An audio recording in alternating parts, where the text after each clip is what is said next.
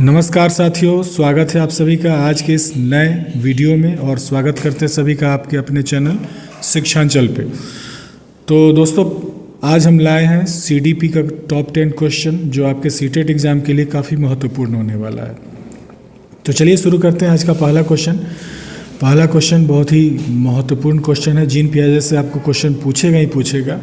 तो क्वेश्चन कह रहा है, जीन पियाजे के संज्ञानात्मक विकास के सिद्धांत के अनुसार जब बच्चा अपनी पुरानी जानकारी में नई जानकारी जोड़ता है तो इस प्रक्रिया को क्या कहा जाता है। तो देखते हैं दोस्तों ऑप्शन क्या क्या है। पहला ऑप्शन है समायोजन, ये आपका गलत है। दूसरा आत्मसात्करण, एसिमिलेशन जिसको कहते हैं, ये आपका राइट आंसर है। तीसरा संतुलन नहीं होगा। चौथा अनुकूलन नहीं होगा। दोस्तों क्या होता है कि जब भी बच्चा अपने जानकारी में कुछ ऐड करता है तो ये एसिमिलेशन के थ्रू आता है, लेकिन इसके विपरीत जब बच्चा कोई नई जानकारी के अनुसार मौजूदा स्कीमा को बदलता है तो उसे समायोजन यानी एकोमोडेशन कहते हैं। चलिए बढ़ते हैं अगले क्वेश्चन की तरफ। अगला क्वेश्चन है हमारा, लेव वाइगोत्स्की के अनुसार बच्चों के अधिगम और संज्ञानात्मक विकास में सबसे महत्वपूर्ण भूमिका किसकी होती है। तो चलिए देखते हैं कौन कौन से ऑप्शन है। पहला है अनुवांशिकता, ये आपका गलत है।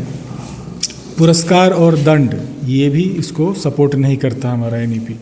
तीसरा है सामाजिक अंतःक्रिया, ये आपका करेक्ट ऑप्शन है। और चौथा परिपक्वता, ये भी आपका गलत है।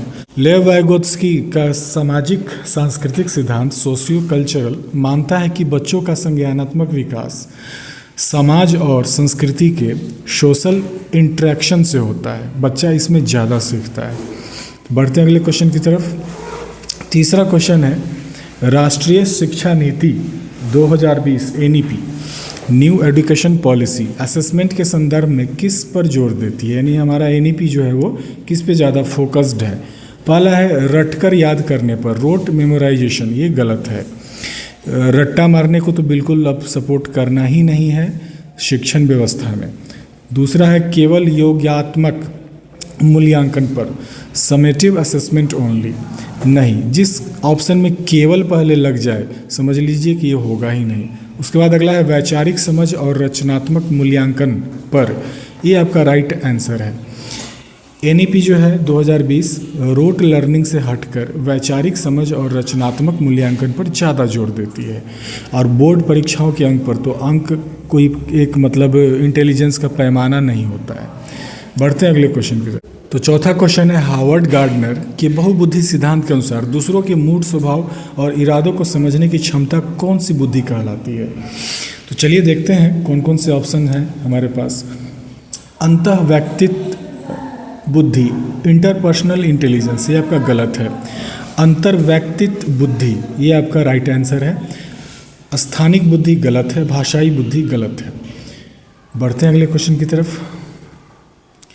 अगला क्वेश्चन है दोस्तों, एक शिक्षिका किसी बच्चे को एक मुश्किल पहेली सुलझाने में तब तक थोड़े थोड़े संकेत देती है जब तक बच्चा उसे खुद हल नहीं कर लेता। वाइगोत्स्की के अनुसार यह प्रक्रिया क्या कहलाती है। तो देखते हैं कौन कौन से ऑप्शन है। पाड़ या ढांचा, स्कैफोल्डिंग जिसको कहते हैं, यही आपका राइट आंसर है। होता क्या है कि एक शिक्षक या शिक्षिका बच्चे को मतलब एक जो भी है प्रश्न देती है, लेकिन उसका पूरा आंसर क्लियर नहीं करती, लेकिन उसमें सपोर्ट करती है, हिंट देती रहती है कि बच्चा आंसर तक पहुंच जाए। बाकी अनुकूलन नहीं होगा, नकल करना तो बिल्कुल नहीं होगा, मानसिक मानचित्रण ये भी नहीं होगा। बढ़ते हैं अगले क्वेश्चन की तरफ। पचमा के बाद छठा है, लॉरेंस कोहलबर्ग के नैतिक विकास के सिद्धांत में अच्छा लड़का अच्छी लड़की अभिविन्यास किस स्तर के अंतर्गत आता है। तो चलिए देखते हैं क्या क्या ऑप्शंस हैं हमारे पास।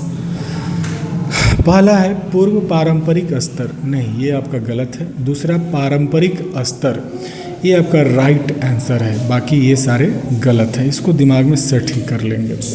बढ़ते हैं अगले क्वेश्चन की तरफ। 7 नंबर क्वेश्चन है, समावेशी शिक्षा इंक्लूसिव एजुकेशन का मुख्य उद्देश्य क्या है। देखते हैं ऑप्शन क्या क्या है। विशेष आवश्यकता वाले बच्चों के लिए अलग स्कूल बनाना, बिल्कुल नहीं। समावेशी कहने का मतलब ही है कि हर तरह के, हर लेवल के बच्चे को एक छत के नीचे बैठा करके पढ़ाना। केवल प्रतिभाशाली बच्चों पर ध्यान देना, केवल आ जाए तो समझ लेना कि ये ऑप्शन गलत है। सभी बच्चों को, चाहे उनकी क्षमताएं कुछ भी हो, एक ही सामान्य कक्ष में पढ़ाना। ये ऐसा ही मैंने अभी बताया था कि हर एक लेवल के बच्चे को एक साथ एक छत के नीचे पढ़ाना। विकलांग बच्चों को स्कूल न भेजना, निगेटिव वाला ऑप्शन तो आप हटा करके ही चलेंगे दोस्तों। बढ़ते हैं अगले क्वेश्चन में। 8वां नंबर क्वेश्चन है, बाल केंद्रित शिक्षा, चाइल्ड सेंटर्ड एजुकेशन में शिक्षक की क्या भूमिका होती है। देखते हैं क्या क्या ऑप्शन है।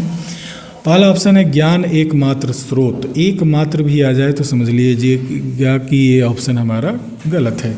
दूसरा है सख्त तानाशाह, ये तो अब चलता ही नहीं है, बिल्कुल बैन हो गया, छड़ी डांट फटकार मार पीट सब बंद। अगला है हमारा सुविधादाता या मार्गदर्शक, तो जहाँ पर बाल केंद्रित मतलब चाइल्ड सेंटर्ड एजुकेशन, तो आपको चाइल्ड को वैल्यू करना है, मतलब उसको सपोर्ट करना है, उसकी सहायता करना है, ना कि अपना ज्ञान उस पर थोपना है, अप्लाई करना है। और चौथा है पैसिव ऑब्जर्वर, निष्क्रिय पर्यवेक्षक, नहीं, ये भी नहीं होगा। चलिए बढ़ते हैं अगले क्वेश्चन में। अगला क्वेश्चन है डिसलेक्सिया मुख्य रूप से किस प्रकार की अधिगम अक्षमता लर्निंग डिजेबिलिटी से संबंधित है। ये बीमारी है दोस्तों, एक प्रकार का प्रॉब्लम है जो बच्चों में होती है, सभी बच्चों में नहीं, कुछ बच्चों में होती है। तो डिसलेक्सिया के अंतर्गत क्या आता है दोस्तों, वो समझेंगे। पहले देख लेते हैं ऑप्शन क्या क्या है। गणितीय गणना करने में परेशानी, नहीं। पढ़ने और शब्दों को पहचानने में परेशानी, जी दोस्तों यही आपका राइट आंसर है। डिसलेक्सिया में क्या होता है दोस्तों, पढ़ने में दिक्कत होती है, पढ़ने में समस्या होती है। बात करें गणित की समस्या की, तो उसका जो प्रॉब्लम का नाम है, उसका नाम है डिसकैलकुलिया। और लिखने की जो प्रॉब्लम होती है बच्चों में, तो उसका नाम है डिसग्राफिया। याद कर लेंगे तो इसका राइट आंसर हो जाएगा बी, बाकी सी और डी गलत हो जाएंगे। अगला जो हमारा क्वेश्चन है 10 नंबर है, लास्ट क्वेश्चन है आज के इस वीडियो का। एक कक्षा में लड़कों को हमेशा गणित में तेज और लड़कियों को कला में अच्छी बताया जाता है, यह किस चीज़ को दर्शाता है। चलिए देखते हैं क्या क्या ऑप्शंस हैं हमारे पास। जेंडर समानता, ये समानता को तो दर्शाता ही नहीं, क्योंकि लड़की को हम अलग उपाधि दे रहे हैं, लड़कों को अलग उपाधि दे रहे हैं, तो ये तो भेदभाव हो गया। दूसरा है जेंडर रूढ़िवादिता, तो जेंडर रूढ़िवादिता ही होगा, मतलब जेंडर स्टीरियोटाइपिंग कहने का मतलब है कि ये लड़का है तो ये काम नहीं कर सकता है, लड़की है तो ये काम नहीं कर सकती है, इस तरह का। ठीक वैसे ही क्वेश्चन में भी बताया जा रहा है कि लड़का है तो गणित में तेज होगा और लड़की है तो कला में अच्छी होगी। बाद बाकी अगला ऑप्शन जो है जेंडर सशक्तिकरण, ये सशक्तिकरण को तो बढ़ावा दे ही नहीं रहा है। जेंडर विविधता, ये भी डाइवर्सिटी को भी एम्पावर नहीं कर रहा है। तो उम्मीद करते हैं दोस्तों आज का वीडियो आपके लिए हेल्पफुल रहा होगा, लाभदायक रहा होगा। तो ज़रूर वीडियो को लाइक कर दें, अपने दोस्तों को शेयर भी करें, और चैनल पर नए हैं तो कृपया करके सब्सक्राइब कर लें, क्योंकि इससे मुझे मोटिवेशन बहुत मिलता है, जिससे कि मैं इसी तरह के और भी वीडियो आपके सामने लाता रहूं। तो मिलते हैं सभी से अगले वीडियो में, तब तक के लिए गुड बाय।